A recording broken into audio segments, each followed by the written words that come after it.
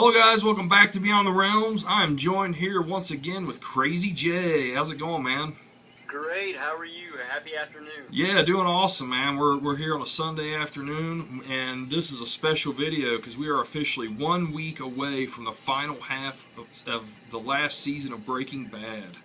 Oh, And 1 week from today. yeah, it's going to be awesome. So this is going to be like our little overview video talking about the series and how much we love it. If you haven't seen the show and don't want to spoil it, you might want to turn this off. Right now. Yeah, so we're gonna talk about it all the way up until the end of the first half of season 5. So Crazy, give us a little rundown here. What is Breaking Bad about?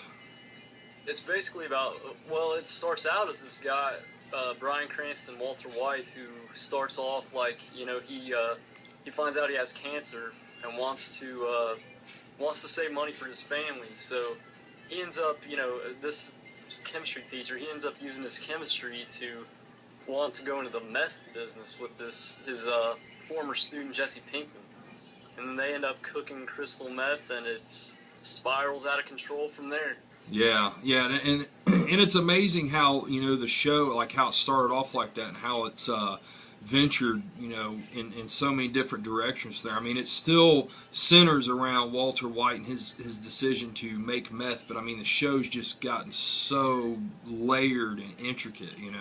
It's evolved. It really has evolved, just like Walter has. Yeah, and it's funny because I had a guy at work introduce me to this show. And Crazy, I know you had tried to watch it before, couldn't get into it, right? At one point, right?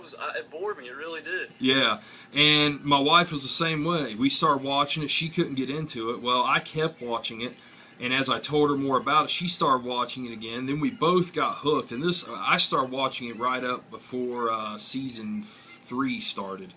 Right? No, season 3 was just getting ready to come out, something like that. But anyway, yeah, I mean, it's a show that if you give a chance, like the first season, it seems like if people can get past the first couple episodes, they're hooked. Then it's then the genius starts, because like that's what I thought too. Is like, and you introduced me to the show, and I was like, yeah, I'll check it out. I just thought it was all right. Then I just really started watching. I was like, whoa. Yeah. And that whole plate revelation, that is what really was like, oh my gosh, the show is amazing. Yeah, man. I mean, and the first season's only, 7 episodes? Yeah. Isn't it? Yeah. So it's quick. It's a quick first season, but then after that you get is it 13, 12? 12 episodes. 13 for like the next 3. Yeah. Yeah, and then season 5, of course, has been 8 episodes, and the last half is going to be 8. But yeah, the evolution of the characters, evolution of the show is just amazing, and I think we both agree that this is not a stretch for both of us, this is the best show we've ever seen. Like, I would put this above anything I've ever watched myself. Oh, yeah. Yeah, for me, like, I love The Twilight Zone. Like, that's one of my favorite shows, but I put this, like, right up there with it. Like, I think this is the best show of the 21st century. Yeah, it's incredible, man, because the production values, the acting, the writing, the way the cinematography, the way the stories play out, it's so much better than what you would expect from a TV show. I mean, it really is like one 60-hour-long movie, the way they've made this. But yeah, it's like one long continuous story, really. Yeah. Yeah, it really is. So, yeah, I mean, briefly to give a rundown here, yeah, Walt, they start cooking meth in the first season. They start making money. They keep losing it though too. Yeah, they keep losing. They keep having stuff pop up, and then he gets tied in with Tuco. Yeah, and Tuco is like an absolutely insane drug dealer. I mean, Tuco, I understand why they had to kill him off quick and why he didn't last long, but man, he was an awesome character. Definitely one of the highlights of the series for me. Oh man, easily. Raymond Cruz was so awesome as a Tuco. Yeah. He's funny and scary at the same time. Yeah. So then that carries over into season 2, and where's it go from there? I've watched it so many times. Tuco, like, it ends up getting to a boiling point with him, and they have to off him because he's threatening. Yeah. Yeah, and then it goes back to them cooking again, and they just keep having those hardships. Yeah, and Jesse's trying to get his friends Combo and Skinny Pete and Badger? Yeah, Skinny Pete and Badger to sell for him. There's tragedy that happens there with Combo. That's a big part of season 2. Yeah, and then Jane and Jesse. Jane and Jesse, yeah, man, that was a hell of an angle. And with Walt finding Jane like that, I mean, that's that's back when Walter still had some humanity to him. You felt for him because, I mean, he obviously made a wrong decision, but you kind of, in an anti-hero way, understand why he did it, because he saved Jesse's life. Now if Walt was to do that, it's just the full Heisenberg, because he doesn't give a shit who dies now. No. Then he had emotion. Like, he didn't want to do that. Just like he didn't want to kill Crazy 8. And then it's like, but she was also blackmailing him, so that's where he was with that also. Yeah, that whole scene, man, was just amazing. Aaron Paul's acting, the guy who plays Jesse, was just so phenomenal all through that. And then, the whole fallout with his emotions and his guilt and everything afterwards was just, man, you really wondered if he was going to make it through that time period, That was a brutal thing that happened after that. It just went downhill. Yeah. And then from there, that's when they start getting tied in with Gus, isn't it? Not too long after that? Yeah, it's right around there, actually. Yeah, because that's when, they start getting in with Saul and all that, and then the whole Gus thing, which is like the ultimate meth drug dealer, bad guy of all time. But he, I love how he is so organized. He had it truly down. Like, I mean, skipping ahead here, like after he dies and Mike, right before Mike gets killed, he said it all best. He's like, you really fucked this all up. We had it made. Gus had a good thing going, and Walt totally destroyed it, because, he just did. It was wild, man, how Gus had everything going with that. Oh, yeah, and he was like he said, he hid in plain sight. Just like Walt did, except he was this huge dealer. Yeah. Yeah, I mean, even to where he was like a big donor to the police force and everything. To the DEA. Yeah. For the fun runs, I guess. He was like that's crazy. Yeah. So then all that happens, and then Walt is just, he's the king shit, man. He's the top of the mountain, and he knows it, and he's full-on Heisenberg here in this first half of the 5th season, where he just doesn't care about anything except his empire. I mean, that's really all it's about for him now. Man, and that's what's crazy. Is like, and people have complained about this season. It's like, this is one of my favorite season 5 already, just because it's like, it shows his ascension. Like I mean, in the first half they had problems, but like, I mean, now he's like in total control, and it's like, it showed his rise to power. I mean, without any like fallback and stuff. Besides, I mean, the tragic events of season 5. Yeah. But even then, it's like there's like nobody will get murdered anymore because we're in control. But still, like, I mean, it doesn't work out that way. Yeah, and I just think it's a natural progression for the character of Walt and the show. I mean, he's went all the way to the top drug dealer. Off to him, it makes sense that he would be at the top. And people complaining about being slow. I just don't get that with the first half, because I thought it was very intense. It made sense. But I think, honestly, man, this second half of season 5 is going to be where it shuts everybody up, man. I just have full belief in Vince Gilligan and the show writers that we're just in for a phenomenal ride this last half, man.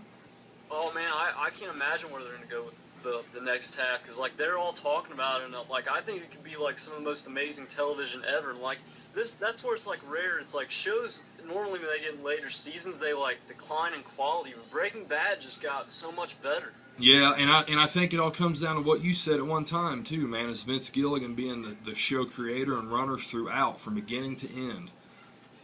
He conceived the show, wrote the show, and I know that he did officially write the very last episode. I mean, I think that really is one of the reasons why the show's done so well. And plus, just, his genius. He's just a genius writer.